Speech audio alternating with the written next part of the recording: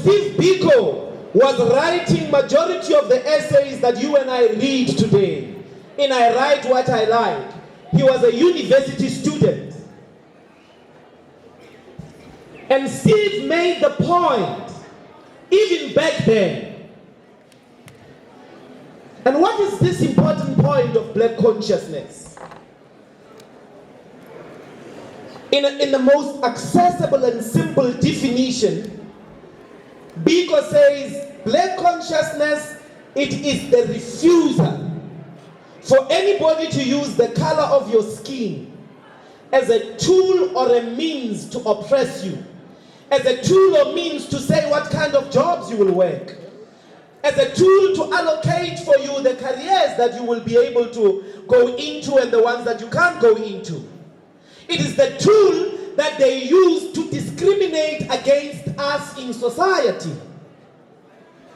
Now, I can't change the color of my skin.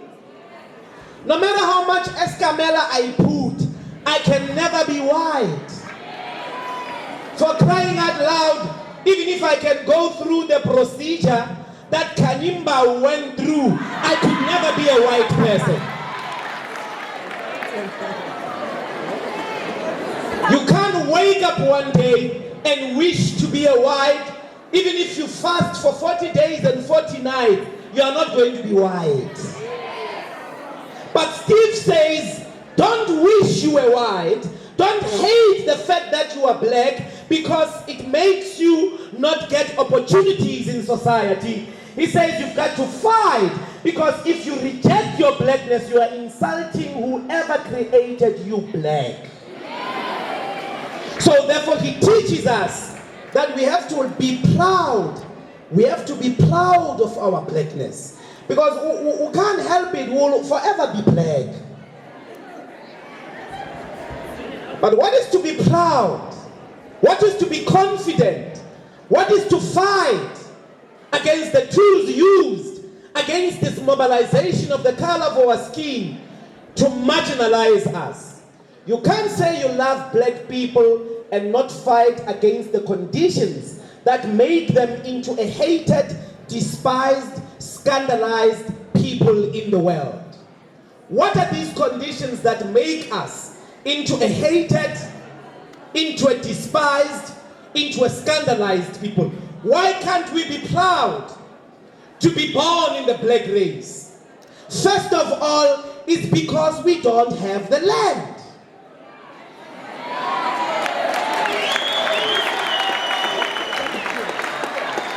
So there is no decolonization that can happen without the land. You are not going to tell us you have liberated us, but you are not having the land. You are not going to tell us we've got the right to vote, but we can't vote for the return of the land. You are not going to tell us that we've got the freedom of speech, but we are not free to demand our land.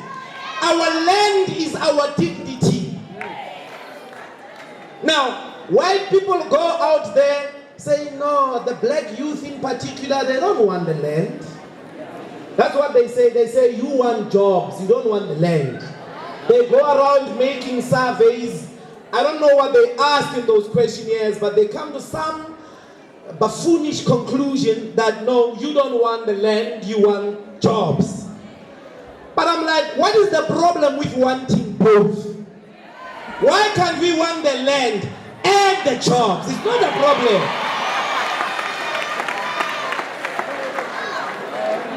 There is no contradiction. Land and jobs is not like God and the devil, such that you must only have one, you can't have the other.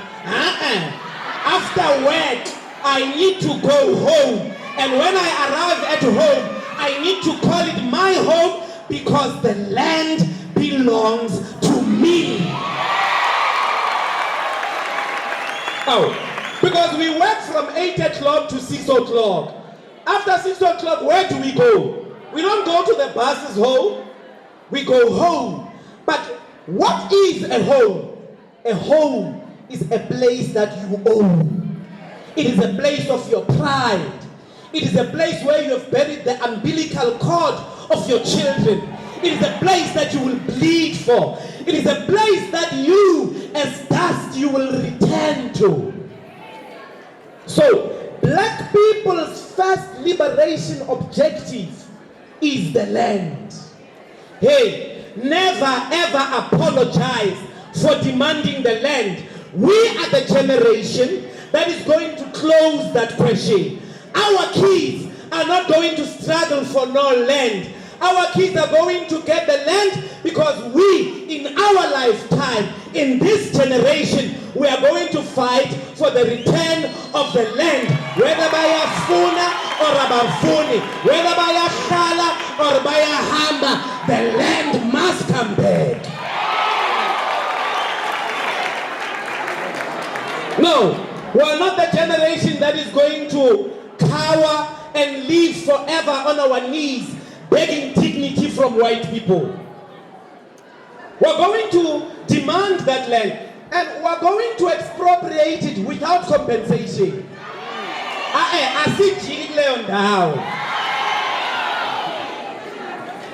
Make no apology, meaning be unequivocal that we are going to expropriate land without compensation.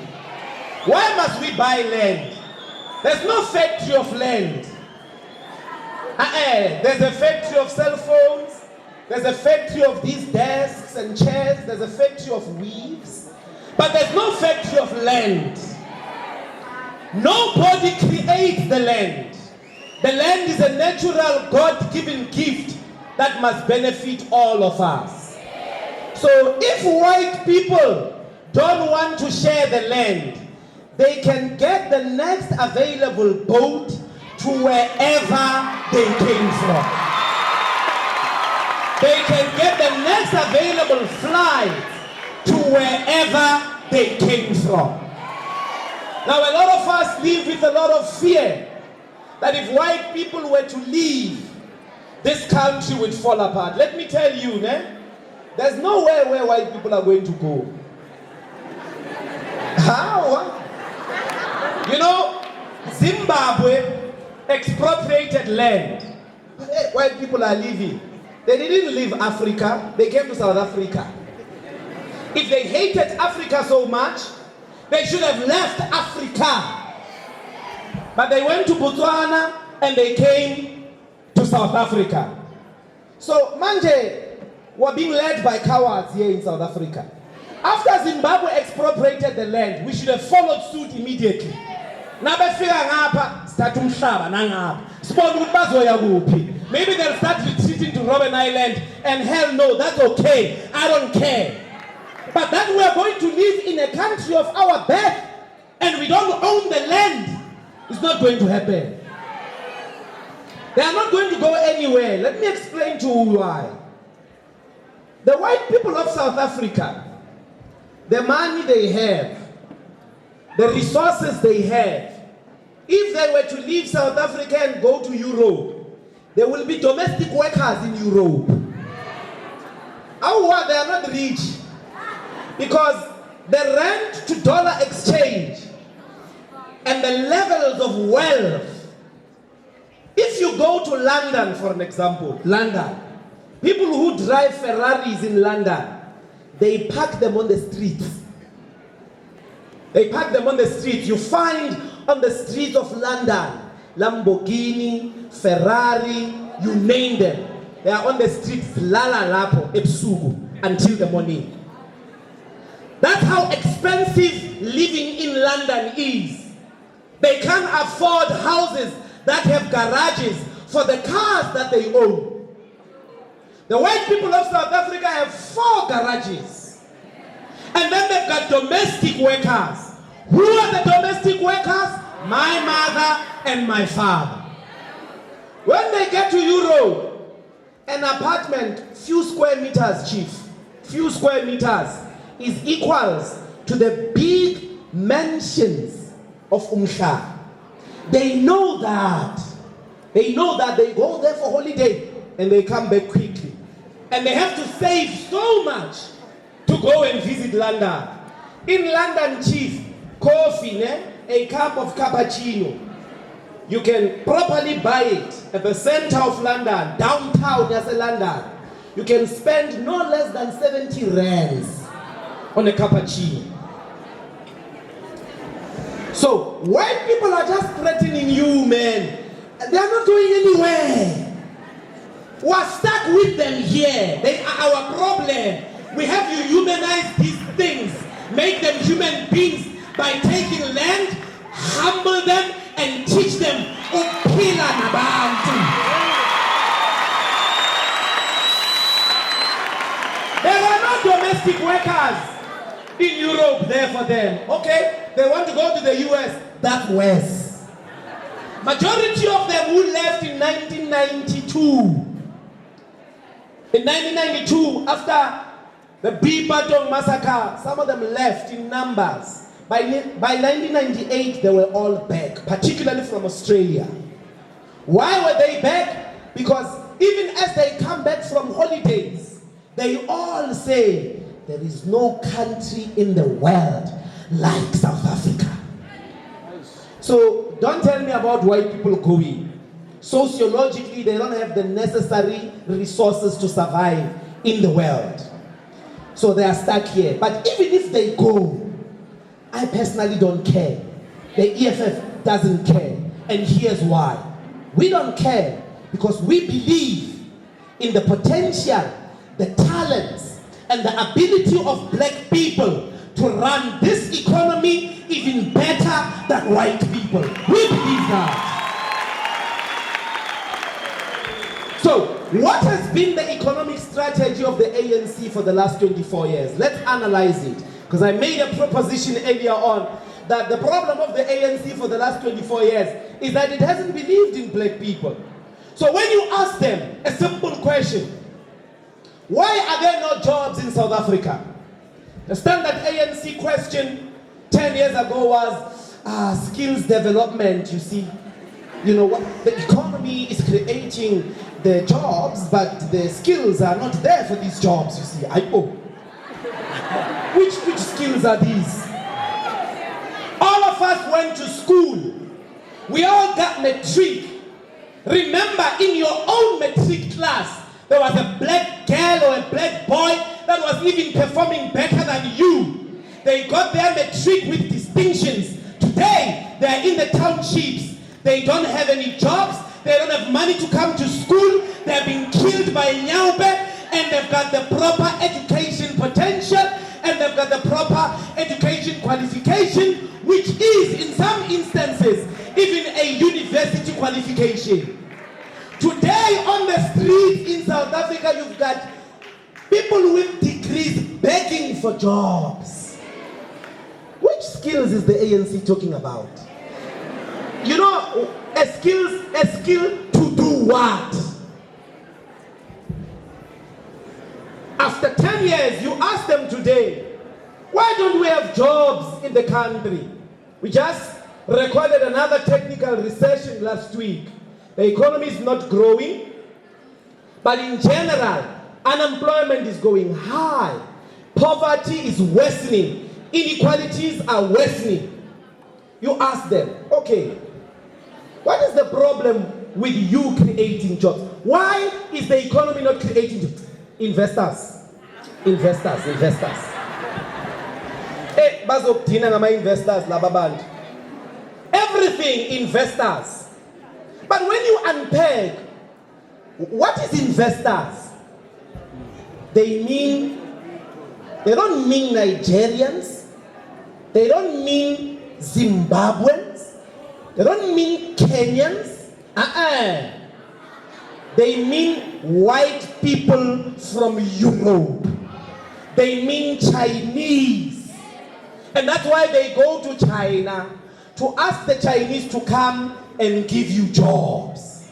Now that's strange for me, because in the 1980s, before the ANC became government in South Africa, what was happening in the townships? Here was the township economy. Your mother, Waitunga Mahardin, she managed to do that business in a disciplined and sustainable way, extended in Ruyake, took you to school. school with the money or in the garage, managed to take all her kids to school. There was a tuck shop or a supermarket, or of a family that was selling food at the corner in your township. And in all that business, they managed in a disciplined way, not only to get themselves a comfortable life, they took their kids to school. After 1996, the ANC came in the townships and built malls. What was inside the malls? Inside the malls was Pep Store. Pep Store came to sell amagardeni at a cheaper price than your mother could afford to sell, and therefore killing her business. They brought ShopRite, and the supermarket at the corner of your street could not compete with ShopRite prices, and therefore the supermarket Eselokshini shut down. They are the ones that killed entrepreneurs in the township. An entrepreneur is not created in a workshop. It's not created in a workshop. Those were the black businesses. Instead of telling Pick and Pay, okay, you are going to sell chickens. They are going to be in your shelf. Before you go and buy chicken from Brazil, you are going to stock the chicken from the chicken farmers Ndlozi first, before you go and buy them in Brazil. Instead of utenga matches weskolo from China, you are going to buy them from the women who are doing sewing in Ndlozi first, before you go and buy them in China. That is how you empower entrepreneurs inside the townships. But what is happening there? The ANC doesn't have confidence in us. It didn't have confidence in the capacity of those businesses to grow and to compete at the level of the white businesses. Now, you go at home now, before you even arrive in the bedroom, you check a quiche, teaspoon made in China. It became, what do you call it, a cup made in China. The chair made in China. Fatuk made in China. All our underwears in here made in China. What is to create jobs? What is to create jobs? To create jobs is a simple economic mathematics. What do we consume in society? Okay, now liquid teaspoon in Pagamisisan. How many of you don't have teaspoons at home? Okay, now, if we all have teaspoons, can you show me who works in a factory of teaspoons? Anyone whose mother works in a factory of teaspoons? Anyone whose dad works in a factory of teaspoons? Okay, anyone who's seen a factory of teaspoons? So, which skills is the agency talking about? Because the people who are making teaspoons in China don't even have standard 5. Okay, if you think teaspoons, maybe a teaspoon really is an easy thing to do. How many of you have cell phones here? Now raise your hand, you don't know. Raise your hand if you have a cell phone. Anybody knows the factory of cell phones? Now, the people who are assembling cell phones in East Asia don't even have matric. The people who are assembling TVs in the factories in East Asia don't got matric. The people who are in the factories of the clothes that we wear don't even have matric. What are the skills that the ANC is talking about? What are these skills? The only people who lack skills is the ANC. They lack the skills to see that all you have to do is not to go to China to ask people to produce things for you. You just go to black people, have confidence in them, believe that they on themselves can produce the things that we consume in society. So when we arrive there in Parliament and tell them these things, that no, but I mean, be serious. Why are you not making those factories? Instead of building a mall, why don't you build a factory? Instead of